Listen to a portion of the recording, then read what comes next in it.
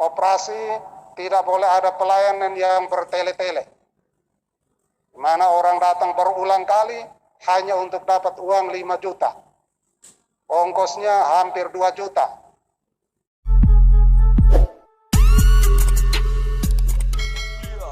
Papuskup Atambua sekaligus membuka kegiatan Rat CU Kasih Sejahtera tahun buku 2020 dengan resmi yang ditandai dengan pemukulan gong.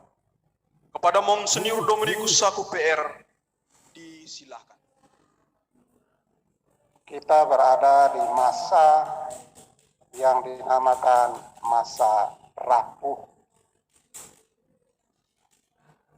Maka kami yang pakai ini mau menunjukkan bahwa kita membutuhkan sikap ekstra untuk berjuang supaya bisa bertahan hidup.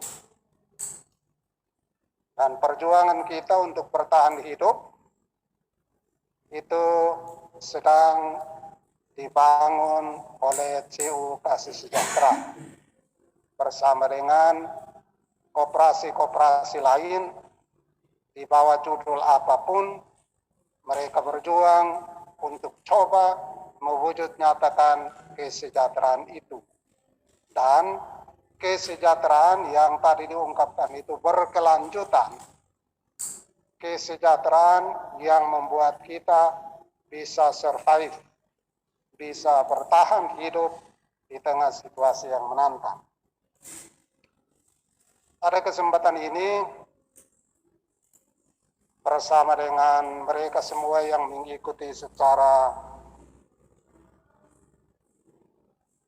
daring di kantor-kantor pelayanan CU Kasih Sejahtera, saya mengucapkan selamat karena CU Kasih Sejahtera sudah menjalani kegiatannya selama 14 tahun. Sekalipun keadaan seperti itu, CU Kasih Sejahtera telah berjuang keras sejauh saya bisa pantau, bisa ikuti. Berjuang keras untuk memberikan kesejahteraan kepada anggota. Satu hal yang saya minta untuk nanti diperhatikan adalah bagaimana kesejahteraan itu datang bukan hanya dari keuangan yang tersimpan di CU Kasih Sejahtera, tetapi melalui produktivitas hidup yang dikembangkan, yang dikelola, dan dimajukan atau diupayakan oleh anggota CU Kasih Sejahtera melalui kombas-kombas. Karena itulah yang menjadi perhatian keuskupan ini untuk meningkatkan kesejahteraan. Seluruh dunia mencatat tata kelola CU Kasih Sejahtera dalam kaitan dengan keberdayaan hidup. Saya mengharapkan semua anggota CU Kasih Sejahtera mempunyai daya beli yang lebih tinggi. Kalau CU tidak melakukan pemberdayaan di kombas-kombas supaya bisa berproduksi, bubarkan itu kombas-kombas. Tidak ada gunanya. Dan selama masa pandemi ini, saya belajar dari 3 hal. Yang pertama, sejak diumumkan tanggal 18 Maret 2020 lalu oleh Presiden bahwa kita mulai melaksanakan apa yang dinamakan PSBB, kita seluruh Timor ini diam. Masing-masing masuk ke tempat persembunyian. Tapi saya mencatat sesuatu yang untuk saya menarik. Pada bulan Agustus, waktu saya ke Kupang,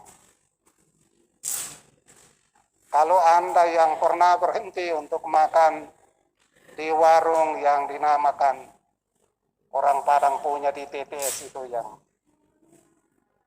di dari Danau Supul itu ke sana. Saya catat hanya dalam 4 bulan saudara-saudari kita pedagang dari luar telah mengisi wilayah sepanjang itu sampai dengan sumber air dengan kios-kios. 4 bulan dibandingkan dengan 14 tahun. 14 tahun. Yang kedua yang saya belajar, selama musim panas di mana tidak ada makanan dan tidak ada air, tempat hunian manusia dikerubuti oleh 3 binatang. Semut, tikus, dan burung pipit, pemakan padi.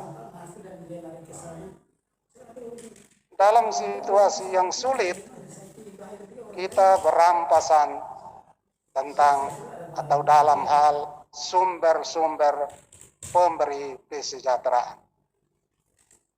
Pertanyaan saya yang penting, kapan kita melalui organisasi ini, melalui perkumpulan ini, melalui keuskupan ini, melalui pemerintah daerah, menciptakan sumber-sumber kesejahteraan supaya kita tidak berampasan.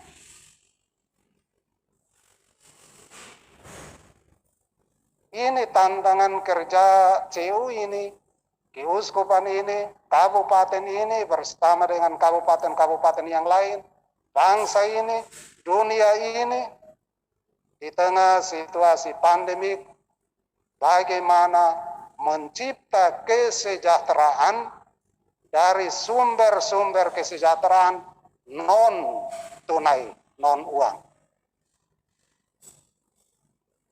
Ini yang dinamakan bagaimana kita mendayagunakan uang untuk mengembangkan sektor real. Nah, ini sangat penting karena kalau kita tidak melakukan ini, seluruh dunia akan masuk dalam krisis dan resesi yang lebih besar. 870.000 masuk ke super juga. Poin yang ketiga, berarti nanti bulan Maret tetap harus datang store. Intinya dia masukkan tata kelola CU Kasih Sejahtera yang makin pasti demi kesejahteraan anggota. Saya mencatat CU Kasih Sejahtera ini sungguh fokus untuk kesejahteraan anggotanya. Dan itu masih sejalan dengan cita-cita dari pendirian CU. Fokus pada kesejahteraan anggota. Tata kelola yang baik adalah tata kelola yang perlu mencipta kepastian dan kenyamanan. Karena sejarah keuskupan ini mencatat, operasi bisa hancur dalam 1 hari. Saya bayangkan kalau 30% anggota melakukan keonaran, CU Kasih Sejahtera ada dalam bahaya untuk berubah. Maka yang diperlukan adalah manajemen, badan pengurus selalu berusaha untuk menampung aspirasi, menampung jeritan kebutuhan dari anggota, mengartikulasikannya dan menerjemahkannya ke dalam program-program yang langsung bisa menjawab kebutuhan anggota.